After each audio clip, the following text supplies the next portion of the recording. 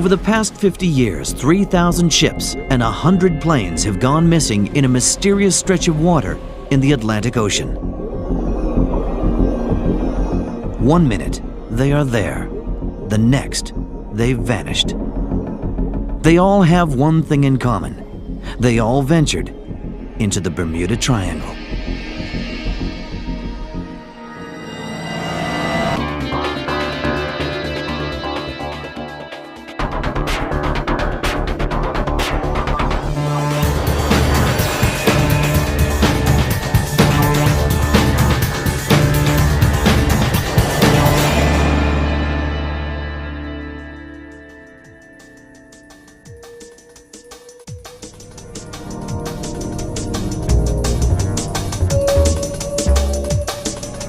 They are paradise destinations for tourists.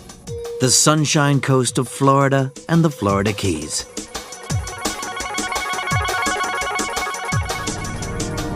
The sun-baked island of Puerto Rico and the Bahamas, and the beautiful coral seas of Bermuda.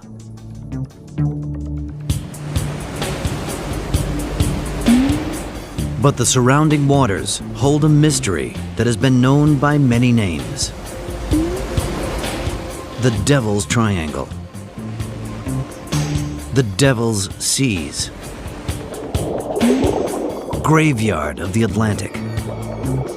But one name given to these infamous waters strikes fear into the hearts of those who attempt to cross it.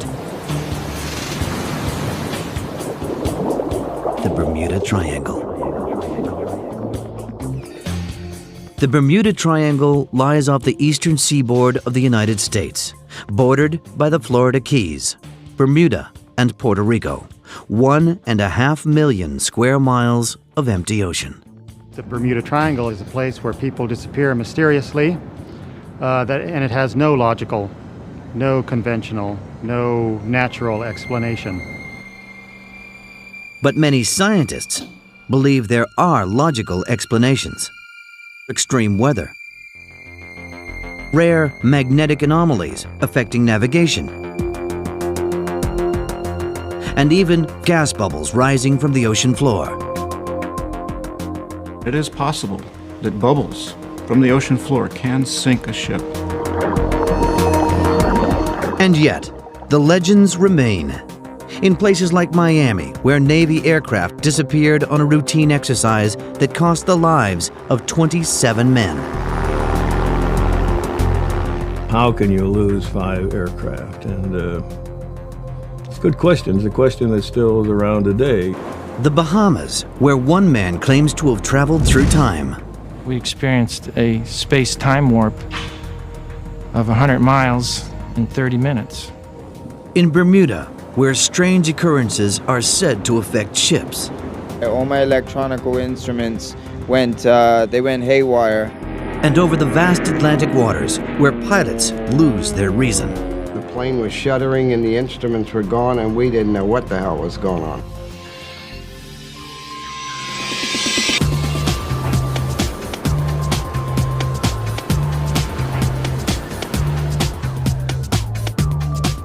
Miami, the Sunshine City. Beautiful beaches. A water sports paradise. It lies near the southeastern tip of the Bermuda Triangle on the coast of Florida.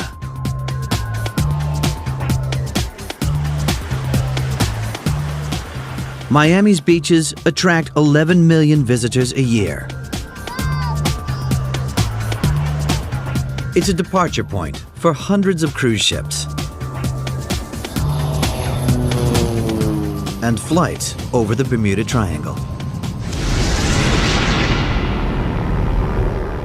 Half a century ago, another flight from here terrified 2 young naval men.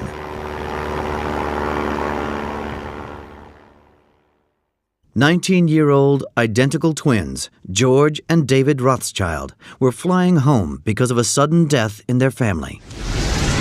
We were very anxious due to the fact that we were going to go to our father's funeral. The twins flew north from the Florida Keys over the waters of the Bermuda Triangle. We'd been flying for probably 20 or 30 minutes, and all of a sudden, the pilot yelled out, "The instruments are dead. We have no more instruments." And he became very frantic. With the instruments malfunctioning, the pilot had no idea where he was or even how much gas remained in the fuel tanks. He said, "I'm afraid we're going to run out of fuel." And he hollered to us, "Please look out the starboard window. What can you see? Look out the port window, go back and forth."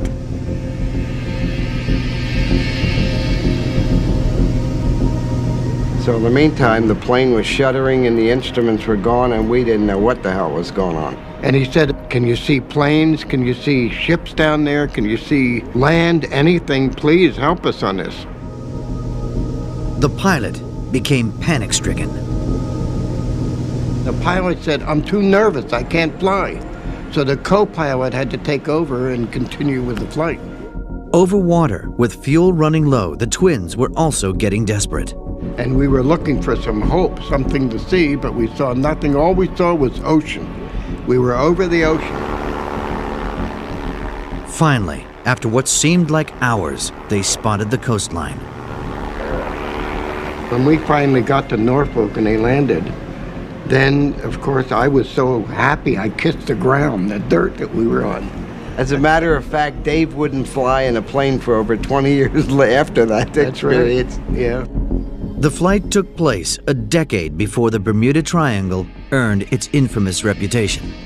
We had no idea what the Bermuda Triangle was or what the effect of the Bermuda Triangle was. And later on, we said, that was it. Yeah. We were there, and that's that's what happened. That's what affected our plane. Unfortunately, we survived it. The pilot of the Rothschild's plane lost his nerve because his instruments malfunctioned, or so he believed.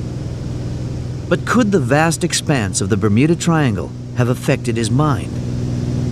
Perhaps, in his moment of madness, he believed the dials were broken because they weren't telling him what his mind was telling him.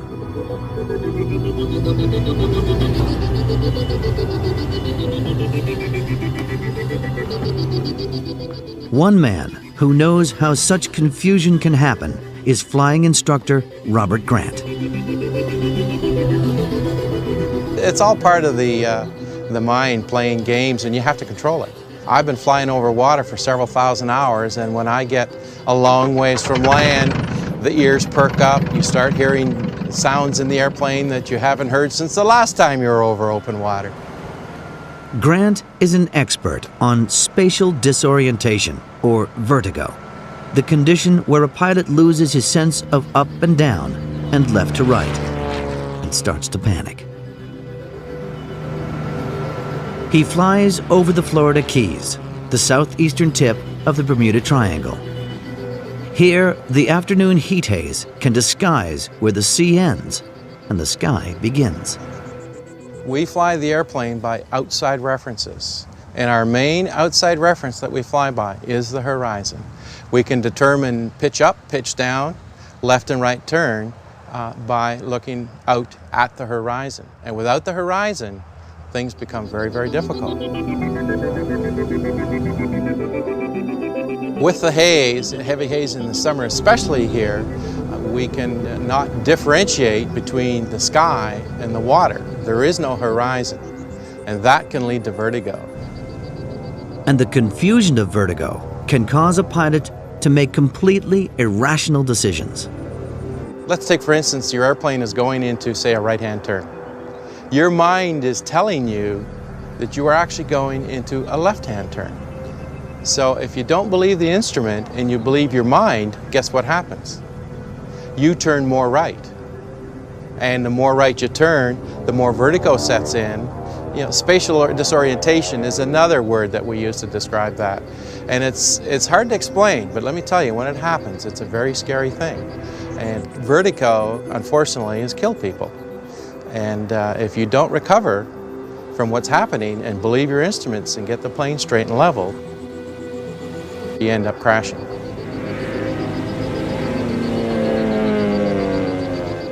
And Vertigo happens a lot more than we care to admit in this business.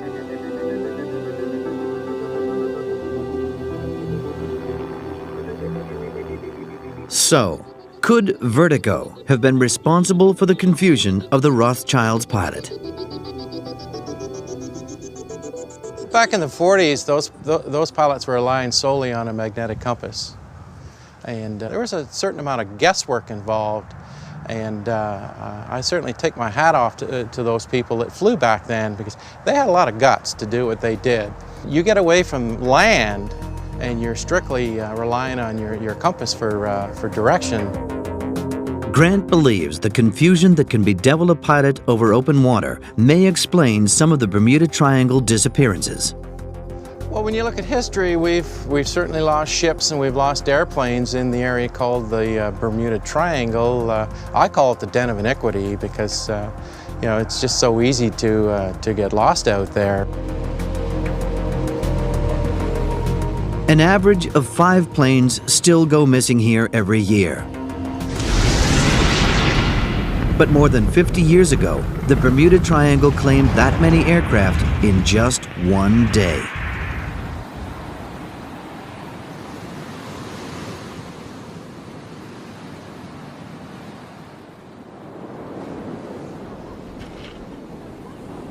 Florida, a magnet for sun worshippers from around the world.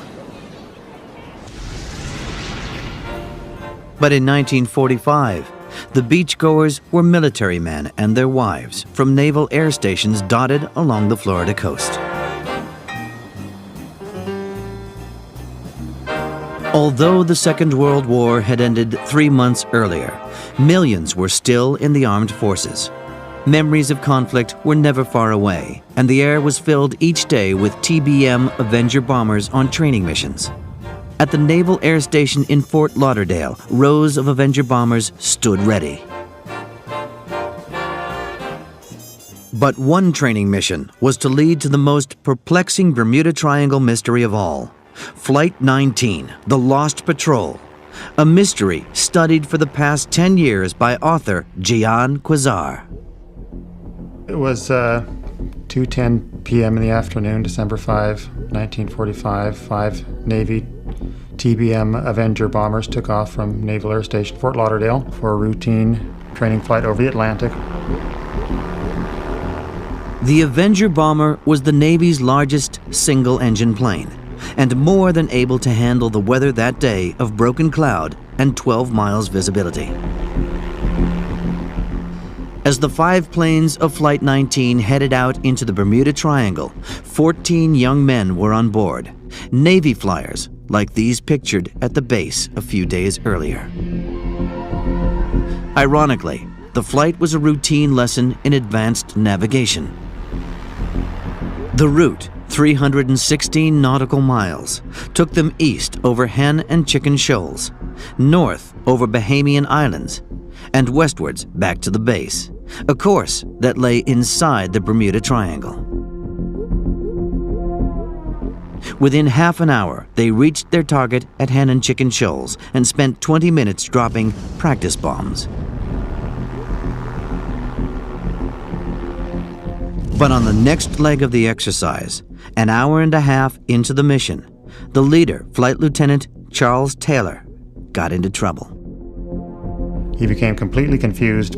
Neither of his compasses were working, and he believed he was lost. What does your compass read? I don't know where we are. We must have got lost after that last turn. What does your compass read? I am lost at present time. I'm over small islands, believed to be the Florida Keys. The mission was familiar to naval photographer John Evans. I had made the same flight that Flight 19 made, and it was just nothing. It was a very cinchy flight. You go east, make a one turn, then come back to the west. How can you get lost? Radio operators ashore could hear the pilots, but the lost pilots could barely hear their base. I'm sure now that neither of my compasses are working. With the planes burning 70 gallons of gas an hour, the radio operators were helpless voyeurs to the deadly drama unfolding in the skies above the Bermuda Triangle. We were flight 270 degrees until we hit the beach. We'll run out of gas. All planes fly close formation. When one plane drops to 10 gallons of gas, all planes will land together. We have no other land in sight. By 6 p.m., with less than an hour's worth of fuel remaining, the radio messages became more desperate. We may have to ditch. We may have to ditch any minute. We may have to ditch. At 4 minutes past 7, a final faint radio message was heard. Fox Tare. Fox Tare. Fox Tare. It was the call sign of planes from the Fort Lauderdale base. Then, the radios fell silent. With tanks drained of gas, the 5 Avenger bombers must have ditched in the ocean. The Navy procedure was that one of the planes got lost, everybody ditched, the whole flight ditched, because it would be much easier for the search and rescue people to pick these folks up. The drills were constant on saving your life after you ditched. You had flares, you had Mae West, you had life jackets on. Despite worsening weather conditions, 242 planes searched for days for the missing men. Among the search team was Fort Lauderdale naval pilot David White. The weather did get bad. There was a front that came through, the wind changed, but for the first day we went out, we expected to see them floating out here. The TBM really was a good, steady airplane. You could land them in the water, pull out the 3-man life raft, and not even get your feet wet. The search covered more than 250,000 square miles of ocean, but found nothing. The flight never, to anybody's knowledge, made it back to land. No trace was ever found in an intensive search. And that's basically the mystery. How can 5 aircraft disappear on a very simple maneuver? And there's simply no trace ever found, no way to really understand what happened. So what could have happened to Flight 19? Many believe that with his compasses mysteriously not working, flight leader Charles Taylor made a fatal and utterly inexplicable error. Taylor saw land below him that he thought he recognized as being in the Florida Keys, an area he knew well. I'm over small islands, believed to be the Florida Keys. But almost certainly, what he saw was an island 200 miles away in the Bahamas. But even if Taylor did make such an error, a further Flight 19 mystery remains. Why would 13 other airmen follow him into thousands of square miles of empty ocean? He's the senior man. You know, he's got thousands of hours in the air, and the students follow the leader. That's what they're taught to do. Why one or two of them didn't defect and say to hell with it, I'd rather be court-martialed than to die, no one knows. People say to me, well, what if you'd been a student and you knew that he was wrong? Good question. I probably would have headed west and gone back to Florida. But the Bermuda Triangle had not yet had its fill of tragedy that day. A flying boat involved in the search also vanished with 13 more men on board. An explosion was reported, but no wreckage was ever found. The first official inquiry into Flight 19's disappearance blamed Lieutenant Taylor. The conclusion was that the flight leader became so hopelessly confused as to have suffered something akin to a mental aberration. A later report cleared Taylor and concluded cause unknown. Rumors circulated that investigators had said it's as if they'd gone to Mars. That's when it all started, and that's when people began to question, how can you lose 5 aircraft? And it's a good question. It's a question that still is around today. Blame it on aliens from outer space, or you can blame it on the stupidity of the pilot. Well, of course, I've heard the theories about they were taken up to Mars, but I can't see any credibility to anything other than he got lost and they landed in the ocean. It should never have happened. And that's what gave rise to all these feelings about the Bermuda Triangle, or some alien or some mist came in, or whatever it was. More than half a century later, speculation continues. Every December 5th at Fort Lauderdale, they hold a memorial service for the missing men. But now, there are astonishing rumors that one plane had successfully ditched and that Flight Lieutenant Taylor could still be alive. I heard about 2.5 years ago that Taylor has survived. The Bahamians picked him up, and he was worried that he'd be blamed for it. But that would give credence to the thought that why should I, if I let them know I'm still alive, I might be court-martialed. And I think he would have been. He finally married an island woman, and it's an interesting theory. And then every time on the 5 December when they have the memorial service, I look around for some guy about 78, 79, 80, and it's an incredible thing to think about. It was the disappearance of Flight 19 that first brought the Bermuda Triangle to the public's attention. But the triangle was striking terror into the hearts of men centuries earlier. New World explorers used to call this the Isle of Devils because of the awful screams and sounds that would emanate from the island, and especially at night.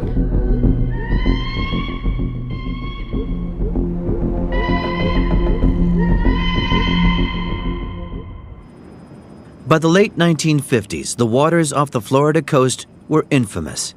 It was rumored that those who ventured into the Triangle disappeared without trace, like the 14 young men of Flight 19. The area was first called the Bermuda Triangle in 1955.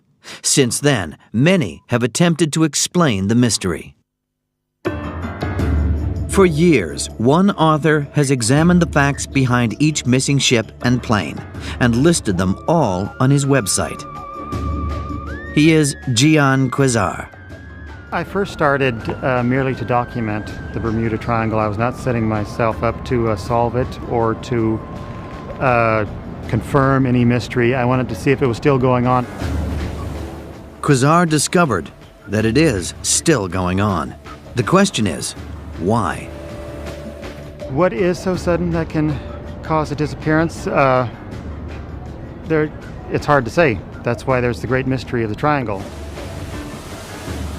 On average, 60 ships and 5 planes go missing each year in these mysterious waters. It's a mystery. It's a real-life mystery. It's a real-life detective story, and you're going to want to find the answer.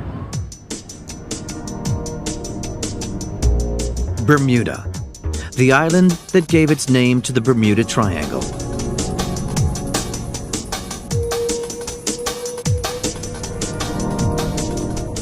It's a beautiful but remote island, 650 miles from the American mainland across some of the world's most notorious waters. Some of the greatest mysteries have actually happened around Bermuda. Some of the biggest vessels, like Sylvia El Osa in 1976, was a 590-foot vessel that apparently blew to pieces after she signaled herself 140 miles from Bermuda.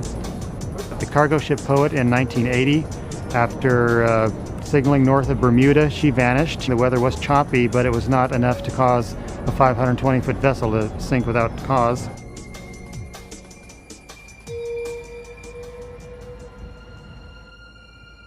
The island is a subtropical paradise, 1/3 the size of Washington, D.C., fringed with the purest pink coral sands on Earth.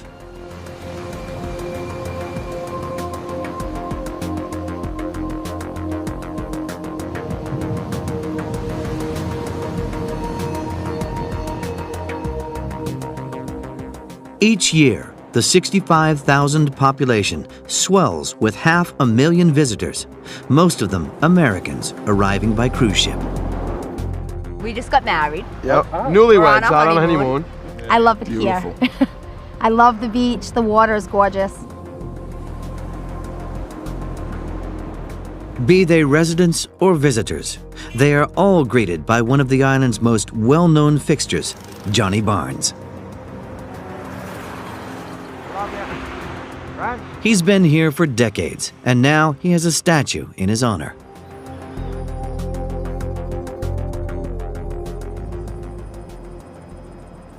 The offshore Bermuda Reefs are home to a rich variety of undersea life.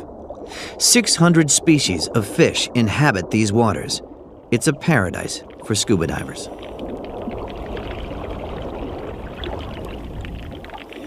Although, with a few species you don't want to meet, unless they are safely behind glass. The Bermuda Aquarium is one of the island's most popular tourist attractions. Hello, good morning. How are you? Welcome to the aquarium. Head of the aquarium is native-born Bermudian Jennifer Gray.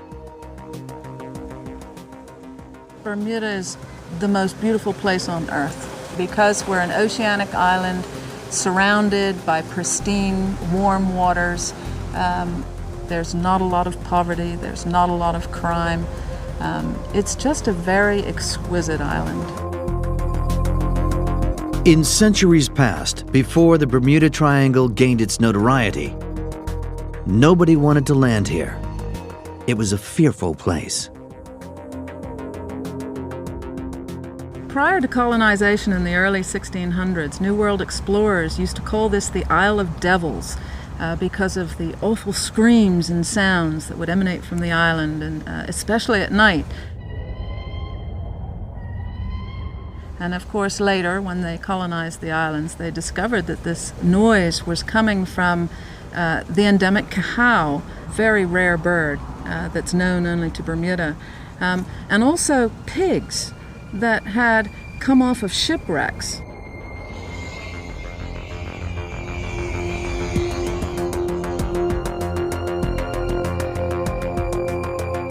Not surprising then that young islanders are raised on legends of the Bermuda Triangle. I remember as a child myself being absolutely in awe of this somewhat scary Bermuda Triangle or hole in space, whatever it may be. But of course visitors are often hearing about it for the first time and take it quite seriously. Planes disappear and ships disappear and, you know, all the stuff that you hear on television through movies, but we're hoping that we're not going to be one of those subjects. We don't want to disappear. We want to enjoy the rest of our lives. Well, I've heard that, you know, if you fly over the Bermuda Triangle or get anywhere close enough for it, you happen to disappear and no one ever hears from you again. The island marks the northernmost point of the Bermuda Triangle, and here it is also at its deepest. We really are in very, very deep water, and it drops off around us very steeply into nothing. Bermuda is a remote coral reef perched precariously on top of a massive, extinct volcano surrounded by the vast Atlantic Ocean more than a mile deep.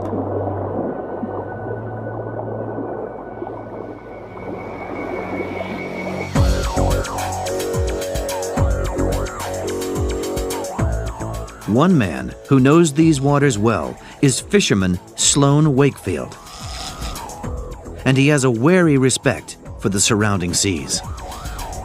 The waters here, you really have to know them. You don't want to be caught in an area where there's reef and you're not sure where you are, because a boat drawing any more than 2 feet of water will run aground. To describe it in a nutshell, it's treacherous. Sloan and his crewman, Mark Moran, catch wahoo and mahi-mahi for local restaurants, and marlin for sporting fun. So what we do when we're fishing is we run out to the edge, what we call the edge, which would be the side of the volcano, and we troll along anywhere from 4,000 feet of water to 200 feet of water, because that's how sheer the drop-off is. The fishermen believe that some Bermuda Triangle disappearances can be attributed to natural causes, like the weather. Because we are a dot in the middle of the Atlantic Ocean, we get weather from everywhere, and it can change in a heartbeat. 1 minute we're looking at good weather, and the next minute you got a low front coming through. At one point this year we saw probably 15, maybe 20-foot seas out there, and you know, the boat, it's like a feather on the wind on those waves. But in these waters, odd things can happen. Wakefield has had one experience he still can't explain. All my electronical instruments went haywire. Watch out, the wrecker! And once my instruments came back on, I was completely heading in the other direction. I was probably about 4 miles past where I was supposed to be.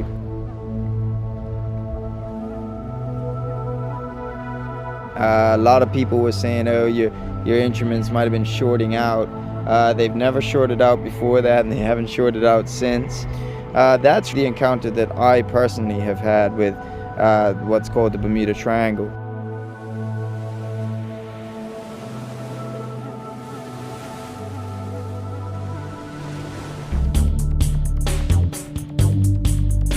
The waters known as the Bermuda Triangle lie between the subtropical resorts of Miami, Bermuda, and Puerto Rico.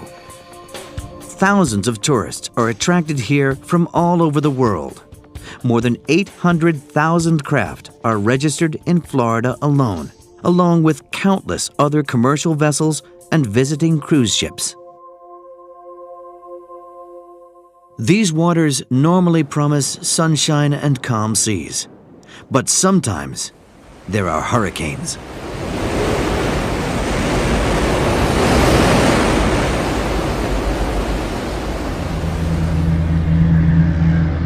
Atlantic hurricanes are born off the African coast, feeding on energy and moisture from the warm tropical waters.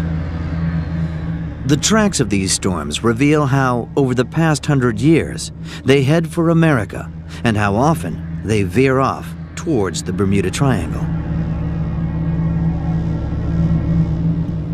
At the National Hurricane Center in Miami, the storms in the Bermuda Triangle are studied by meteorologists such as Jim Lushine.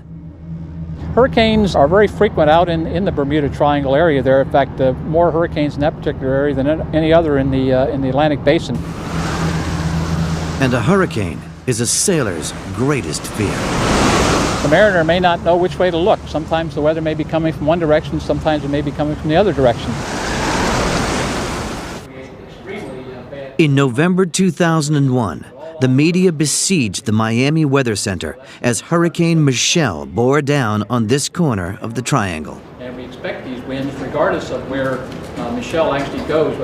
As Michelle devastated the island of Cuba, residents were ordered to evacuate the Florida Keys. At the last moment, Michelle weakened a little and swerved away into the Atlantic.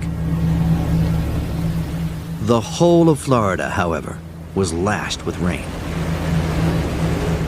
As night fell and the downpour reached Miami, tourists at South Beach celebrated their narrow escape with a hurricane party.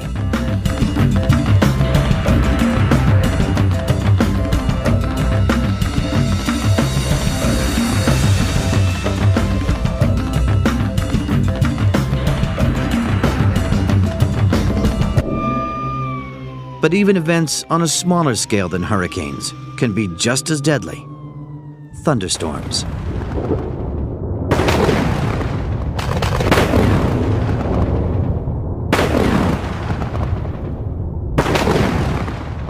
Thunderstorms are one plausible explanation for some of the mysteries of the Bermuda Triangle, like the disappearance of an historic ship in 1986. The Pride of Baltimore vanished suddenly from radar screens 240 miles north of Puerto Rico. The disappearance was a complete mystery. Then 4 days and 7 hours later, 8 survivors were found. They revealed that the ship had been hit by a microburst. 100-mile-an-hour winds blasting from the bottom of a freak thunderstorm. There were some very strong thunderstorms in the area, but what happened was a very small-scale microburst occurred right in the vicinity of this tall ship, which was sunk in the downburst, we think, with unfortunately a great loss of life. And that's what happens in these downbursts, and those are probably responsible for some of the sinkings in the ocean and in the Bermuda Triangle. But there are other, even more unpredictable dangers in the Bermuda Triangle. Waterspouts. Some waterspouts are tornadoes that move out to sea. Others are formed when rotating columns of air drop from thunderclouds to whip up a vortex of spray. The moisture condenses, forming a writhing column connecting the sea to the clouds. Could these elegant but dangerous waterspouts account for some triangle disappearances? One man who might know the answer is Jim Edds, a keen amateur fisherman who chases and films waterspouts for fun.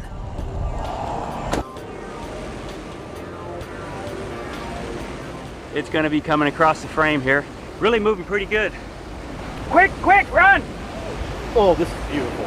I'm always in search of the best waterspout footage I can get. Get up close on a boat, film it from the air. Perfect. See the water coming up? You get a little smarter and you get a little closer each summer. Monster waterspout. In open water, waterspouts can be deadly, particularly at night.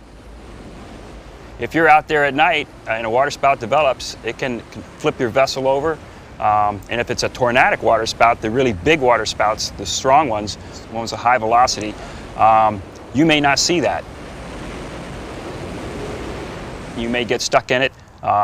You may hear it. You may feel the water spray ring around you, but there's nothing you can do if you don't see it.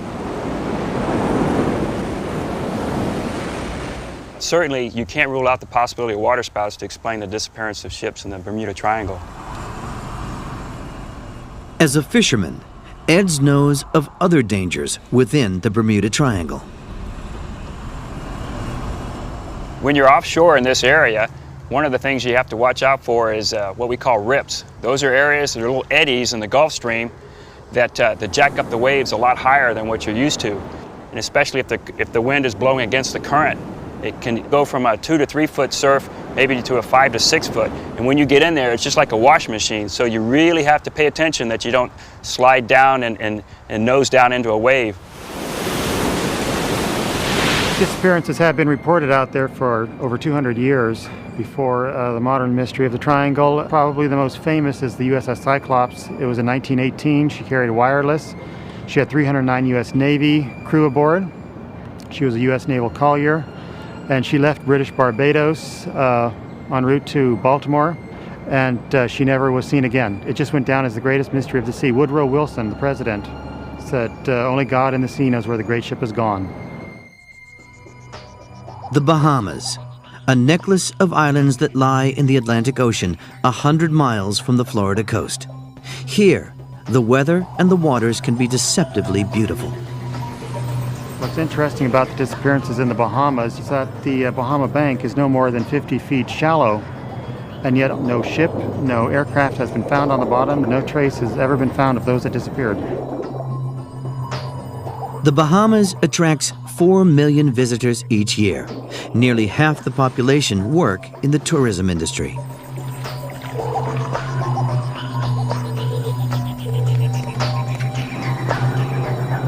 Boating is one of the most popular attractions among the 700 islands, only 23 of which are inhabited. The main danger around here is the Bahamas is a very beautiful place, and people often get a false sense of security in terms of the danger that they may face. We have cold fronts that sweep across from Florida, and in a matter of an hour can change the weather from just the perfect day to an absolute nightmare. It often means coastal boating can be quite dangerous.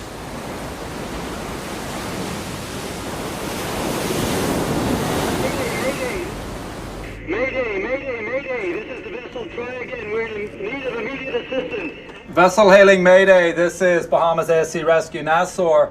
Captain, what is the nature of distress and your location, over? We're out here trying to fish on the north side. Helping ships in distress in this part of the Triangle is the job of the Bahamas Air Sea Rescue Association. Their volunteer sailors see many baffling cases, but believe most are caused by human error. Bermuda Triangle, I've always been fascinated with it. People disappear all the time. It's easy to die out there, especially when there's no help.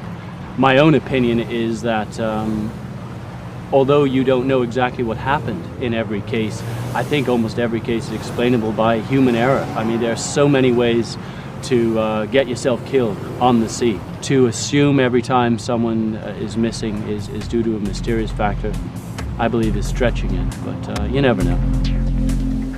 But perhaps there are forces other than wind, waves, and weather affecting the Triangle's waters. At the Bermuda Underwater Exploration Institute are thousands of artifacts raised from the ocean depths. They come from shipwrecks scattered around the island's reefs. But visitors also discover that scientific theory has a part to play in explaining the disappearances of the Bermuda Triangle. The Institute's director is Ralph Richardson. There are some scientific theories about the Bermuda Triangle. One includes large pockets of gas, which, because of seismic activity and so on, escape from the ocean's bottom. Scientists have discovered that huge bubbles of methane gas can violently erupt without warning from the ocean floor. You can imagine a ship sailing on the ocean, and a large pocket of gas just surrounds it. The ship then loses its buoyancy and disappears from sight without warning. That is one of the theories of the Bermuda Triangle. At least one oil rig is thought to have been sunk by a methane gas eruption, but nobody knew whether the bubbles could actually sink a ship at sea.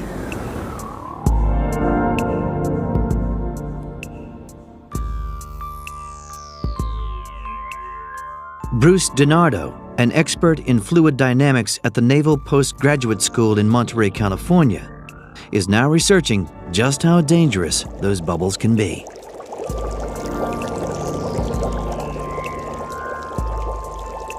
Let's imagine a body that's floating in water. The reason it's floating, a body that's heavier than air, is that the greater depth you are, the greater the pressure. So a body, along its bottom, it's going to feel this greater pressure, and the pressure will keep it floating. If you add bubbles, you lower the density of the water. The bubbles take up space, the volume of the water will expand, but the mass of the water stays the same, so the buoyant force will decrease. As I increase the amount of bubbles, the ball will sit deeper in the fluid, and eventually we get to a critical point where the ball sinks.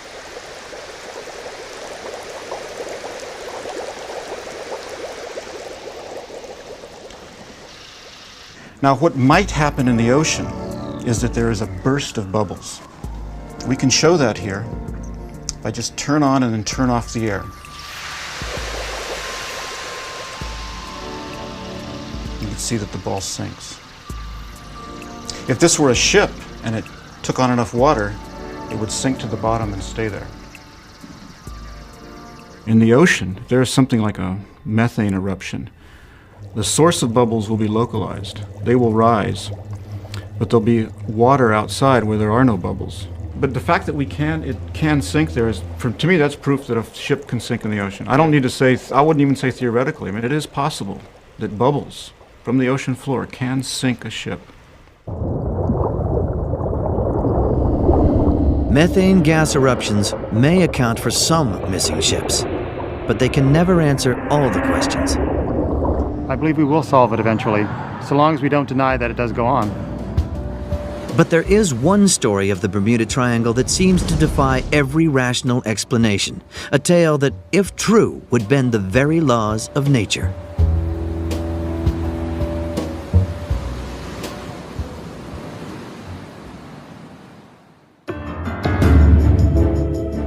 The waters of the Bermuda Triangle, infamous and mysterious. But do more ships and planes vanish here than anywhere else on Earth? What sets the Triangle apart from other oceans is that there is a higher number of disappearances of both ships and aircraft in the area. There are other sections of ocean where there is comparable traffic, where the Coast Guard answers an equal number of maydays. But in the Triangle, there is a greater proportion of disappearances where nothing is found. There is no SOS usually. There's no electronic maydays issued. There's no trace found in most instances. And those disappearances have spawned some fantastic theories. There are those who believe that UFOs from outer or inner space are kidnapping people.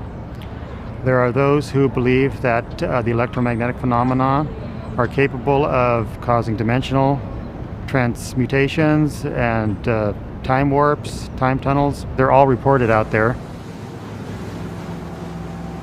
One of those time discrepancies is said to have happened here in the Bahamas. Property developer Bruce Gernon has been flying to and from here for more than 30 years. But no flight was as strange as the one he made with his father on the 4th of December, 1970. Father and son planned to fly from Andros Town Airport in the Bahamas, heading more than 100 miles across the sea to Palm Beach. The weather was fine as they took off, just after 3 p.m. The first unusual thing that I saw that day was a lenticular cloud that was hovering over the Great Bahama Bank, at least 60,000 feet high. And my airplane wasn't capable of flying over it. It was very intense with huge flashes going on rapidly at a random pace. I noticed an opening in the clouds, like a huge U-shape opening. But as I approached it, the top of the opening closed and it became a horizontal tunnel that appeared to be between 10 and 15 miles long. And when the aircraft entered the tunnel, these lines appeared and they were rotating counterclockwise. It was difficult to keep it level and concentrate on the other end of the tunnel, which was aiming directly for Miami. Gernon says he emerged from the tunnel to find it closing behind him. His airplane soon became engulfed in a peculiar mist. I checked my instruments and they didn't appear to be working well. He claims that once inside this mist, the airplane disappeared. Air traffic control, he says, could no longer see him on their radar screens. We were caught inside this strange fog with the instruments malfunctioning and the air traffic controller unable to help us. And then the air traffic controller came back on the radio screaming that he had an airplane directly over Miami Beach. I looked at my watch and we had only been flying just over 30 minutes. So we should still be at least 80 or 90 miles away from Miami. Gernon landed at 3:48 p.m. I landed in Palm Beach, and the flight took only 45 minutes. And I had made that flight dozens of times before, and it always took about an hour and 20 minutes, sometimes an hour and a half. Gernon has never been able to come up with a rational explanation for how he made the flight so quickly. But despite the skepticism of others, he has never stopped searching for an answer. Well, after researching it for many years, I've come to the conclusion that we experienced a space-time warp of 100 miles in 30 minutes. It just didn't make sense until I started researching time and what it can do in the Bermuda Triangle. The flight changed Gernon's life. He is now writing a book about the experience. Miami, Bermuda, Puerto Rico, and the Bahamas are all popular tourist destinations attracting travelers from around the globe. Most enter and leave the Bermuda Triangle in safety. But still, the mystery remains. Pilot error, water spouts, hurricanes, riptides, thunderstorms, time warps, and disorientation. All possible explanations for this seemingly inexplicable mystery. The mystery of the Bermuda Triangle.